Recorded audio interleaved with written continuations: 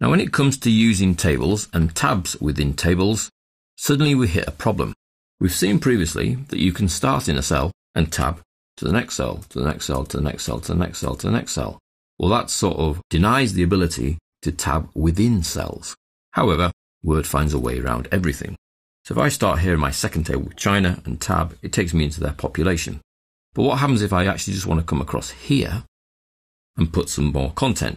I would like to tab across because I can align better with tabs. Well, to use the tabs within cells, we simply do Control and Tab. So if I start with China and do Control Tab, it takes me to the next tab stop. And Control Tab again takes me to the next tab stop. And Control Tab again takes me to the next tab stop. Now these tab stops are the default ones, the ones at ½ inch. There's nothing to stop me putting my own customized tab stops in. And I would do that in exactly the same way as I did with a normal document.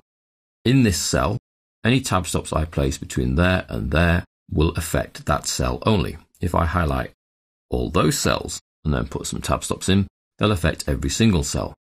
So we know that this is our little tab stop rotator, goes around each of the possible tab stops we have.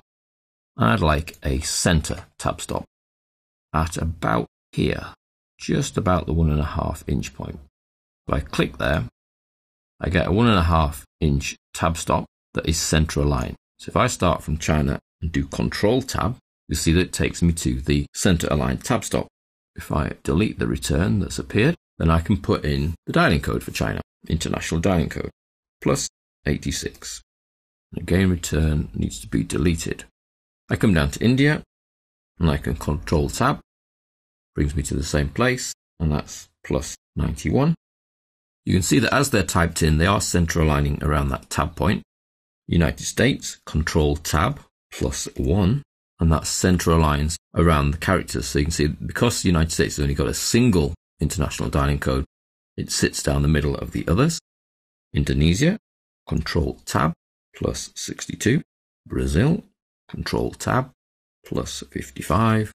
And then Pakistan, Control Tab, +92.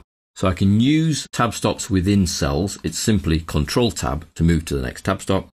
And I can add my own customized tab stops, so avoiding those left-hand ½ inch ones, by simply choosing the correct tab stop I want from here and placing it in the margin for the cell or cells I require it to be in.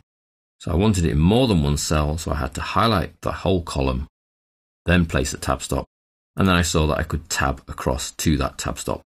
The only cell that really played up was China because some tabbing had been taken place within the cell already before I came in. The others quite happily tabbed to there, entered their data. So I could do the same for the population. If I want these all to be center aligned around a particular tab stop, let's highlight all the cells. We're already on the center tab stop and about there. And then I simply go to the beginning of each value and tab them in. Tab, tab, tab. And it's Control Tab, don't forget, when you're within the cell, and it's moving me to the next tab stop, which is a center aligned tab stop.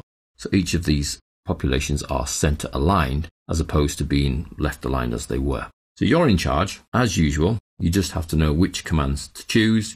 You can add your own customized tab stops. To move from one tab stop to another within a cell, it's Control Tab, not just the tab key, because the tab key within a table moves you from one cell to the next.